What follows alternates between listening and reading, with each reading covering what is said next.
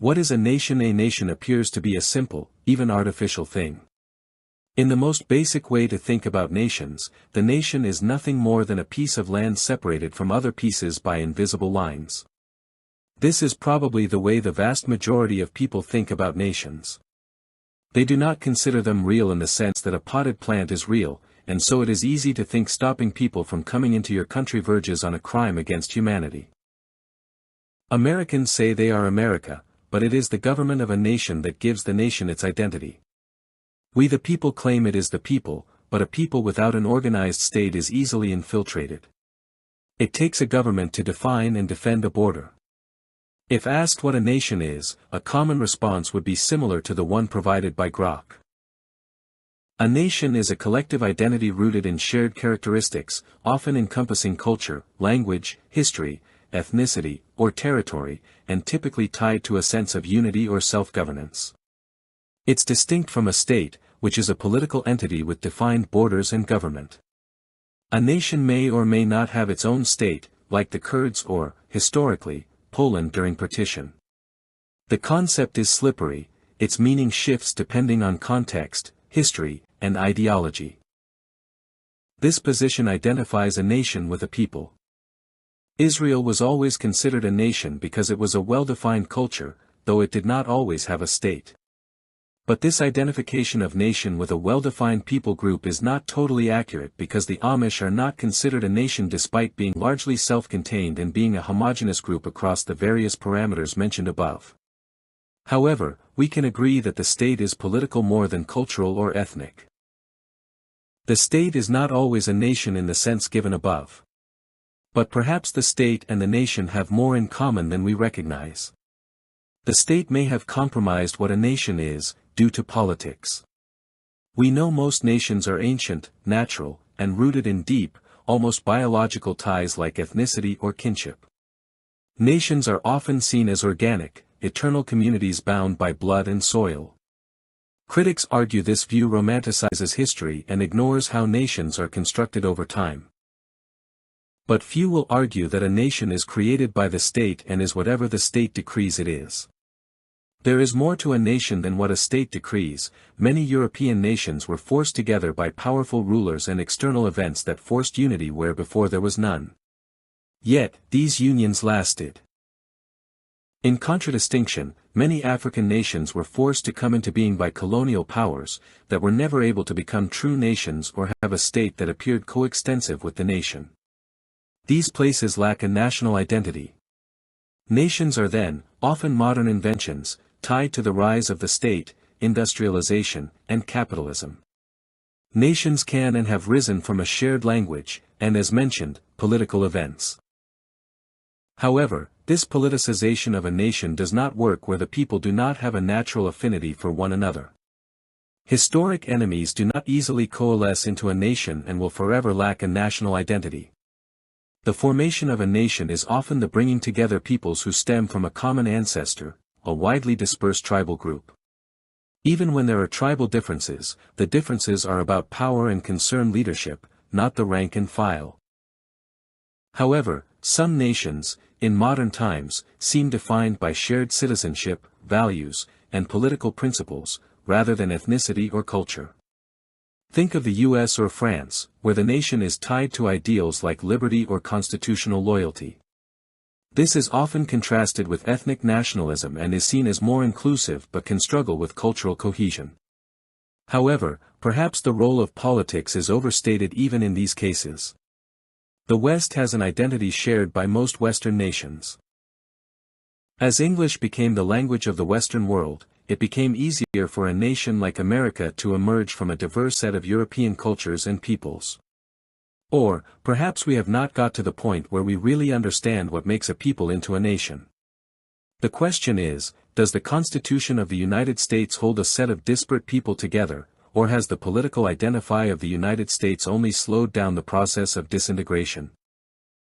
Is it the Constitution and Bill of Rights that make America what it is, or are they simply tools for tamping down the forces that would otherwise create civil unrest and dissolution of the Union?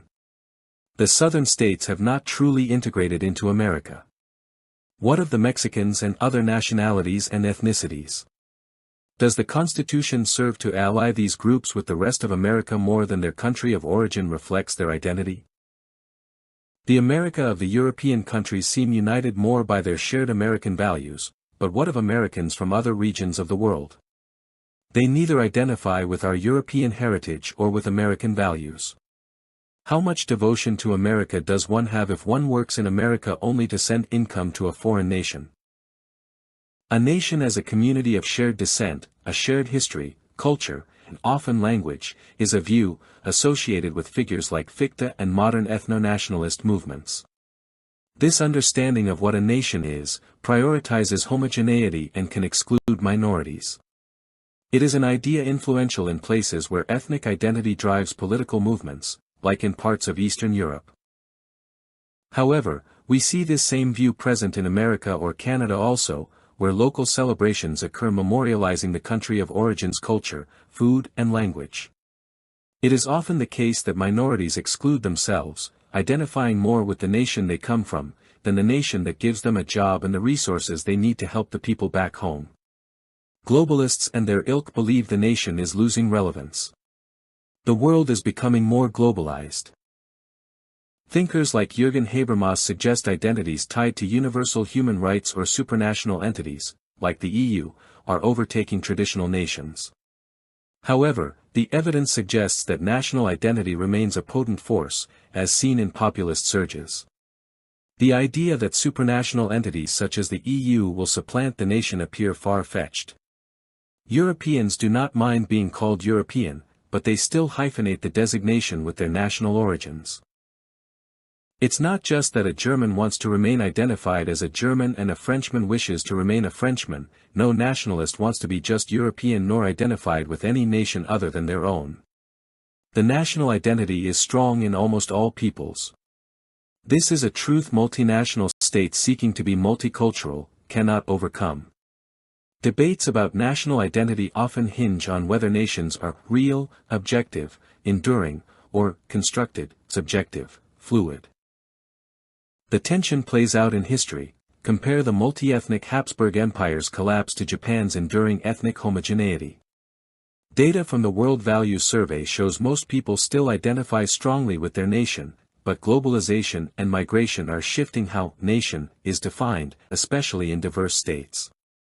Each view has its blind spots. Primordialism can fuel exclusion, modernism downplays emotional bonds, civic nationalism may lack depth, ethnic nationalism risks xenophobia. Post-nationalism underestimates tribal instincts. The concept remains contested because it's as much about feeling as it is about politics or history. Perhaps we ought to ask about the alternative to the nation. If the nation-state did not exist, what would replace it? Does anyone get excited or motivated by the idea we are human? If there are no nations, what are we? What is our identity other than what we are as a species? It is said we have a national identity, but if we did not have this identity, what identity would we have? How would we identify ourselves? We must have a location. If I am no longer Canadian, what am I, where am I from? Of course, I could say I am an Ontarian, but then this would seem to make Ontario my nation in place of Canada.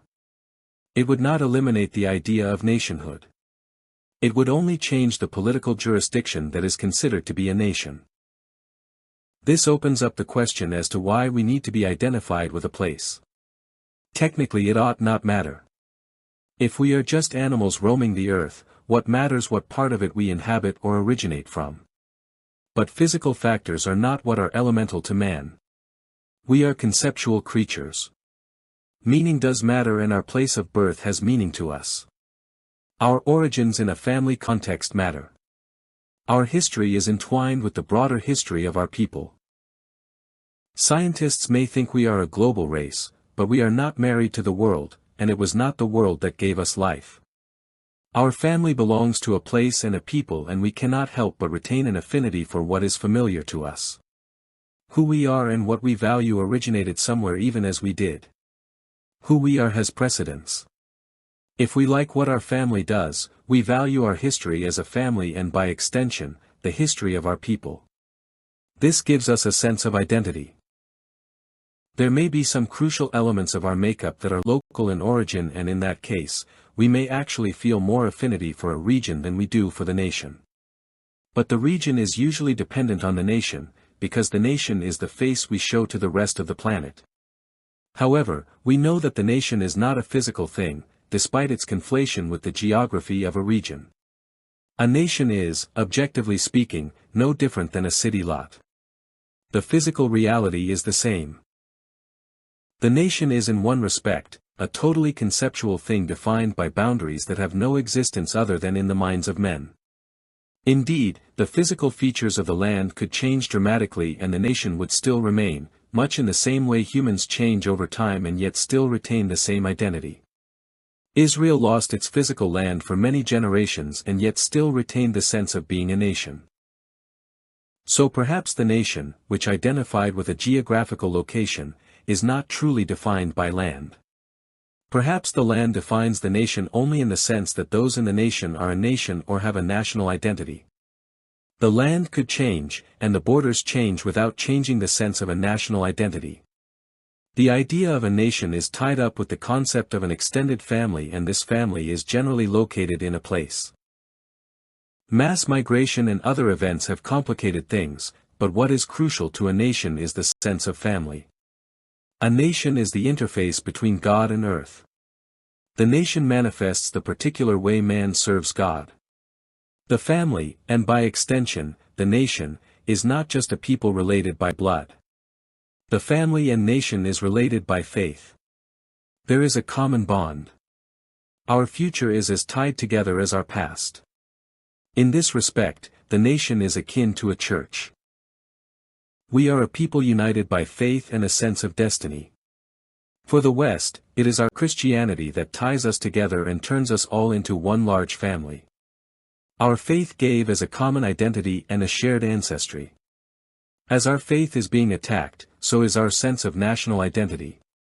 Our faith can and has transcended other identities and allegiances. All of this is being compromised by our faith being challenged. The state has usurped the church and demands our allegiance. But if we wish a strong nation under God, Christianity has to become the priority. We are one nation under God, and that God is Christ. There are other elements on which nations can be built, but there is no shared identity as powerful and as broad as faith in Christ. If we lose that, we will end up weaker and poorer, as we see in the rest of the world.